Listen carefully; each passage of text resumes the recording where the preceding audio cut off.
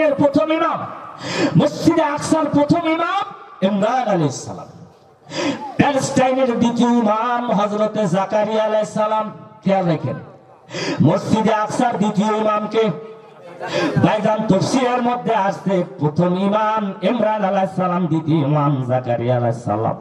ওনারা দুইজনে আত্মীয়তার দিক দিয়ে বাইরা হয়। কি হয়? বাইরা, আপন বাইরা। ইমরানের বয়স 150 বছর। ইমরানের বয়স কত? বড় ভাইরার বয়স কত? ছোট ভাইরার বয়স কত? 120। তাই বড় ভাইরার বয়স 150 বছর, ইমরানের বয়স 150 বছর। ইমরানের স্ত্রীর বয়স তাফসীরের মধ্যে লেখছে 126 বছর। দোনো ভাইরা সন্তান নাই, দোনো বইনে আটকুরা, দোনো বইনে নি সন্তান, দোনো বইনের কোন সন্তান নাই।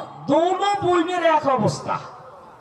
বড় বইনের বয়স 126, ছোট বইনের বয়স 96।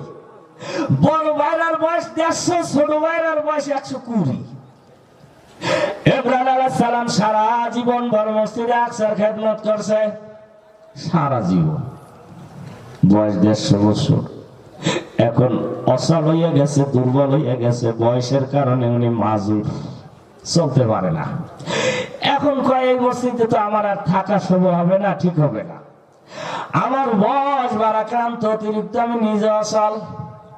জীবন ভর মসজিদে আকসার প্যালেস্টাইনের মুসলিম মুসলমানদের প্রথম কিবলার খেদমত করলাম। বাবারে, এখন মসজিদ থেকে বাইর হইয়া যায়, কিন্তু মনের মধ্যে বড় আফসোস, বড় জ্বালা।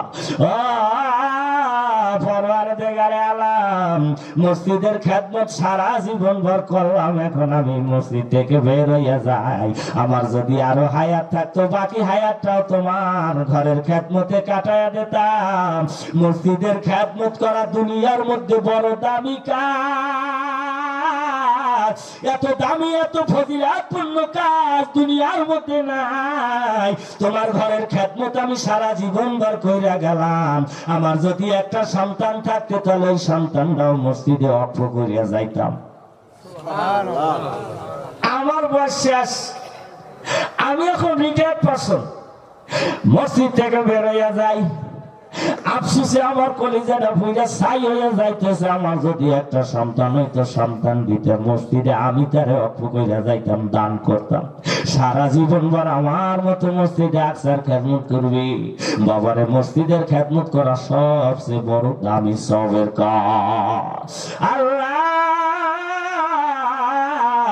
তোমার মসজিদের খাম্বা ধইরা আমি আজকে কান্দে গেলাম, দোয়া কইরা গেলাম, তোমার কাছে ফরিয়াদ কইরা গেলাম, আদা কইরা গেলাম, এই বুড়া বয়সে যদি আমার একটা সন্তান দাও, তাইলে আমি আদা করলাম। ওই সন্তানটা তোমার মসজিদে আল্লাহ রাস্তায় দান করে দিব, করে দেব। ওই বাচ্চাটা তোমার ঘরে সারা জীবন ভর খেদমত করবে। বলেন সুবহানাল্লাহ। আমার ভাইজান, আল্লাহ রাব্বুল আলামিন এই দোয়াটা কবুল করে নিয়েছে। বলুন আলহামদুলিল্লাহ। দোয়া খাসতাম বজর গাহে ইলাহি, হায়াতে দুলাতে ইলমে দারাজি। ওনার বয়স কত? হ্যাঁ আমার ভাইজান, বাবাজান, বয়স 150 বছর। এই সময় আল্লাহর কাছে কান্দে আর দোয়া করে, ওই দোয়া কবুল হয়েছে। বলুন আলহামদুলিল্লাহ। আমার ভাইজান, ওনার স্ত্রী গর্ভবতী। বলুন আলহামদুলিল্লাহ। কিন্তু ইমরান আলাইহিস সালাম দেখিয়া যাইতে পারে না। আল্লাহ তাকে কি সন্তান দিছে, ওনার স্ত্রী গর্ভবতী। এমন সময় ইমরান আলাইহিস সালাম দুনিয়া থেকে বিদায়, উনি নিজ চোখে দেখা যাইতে পারে না।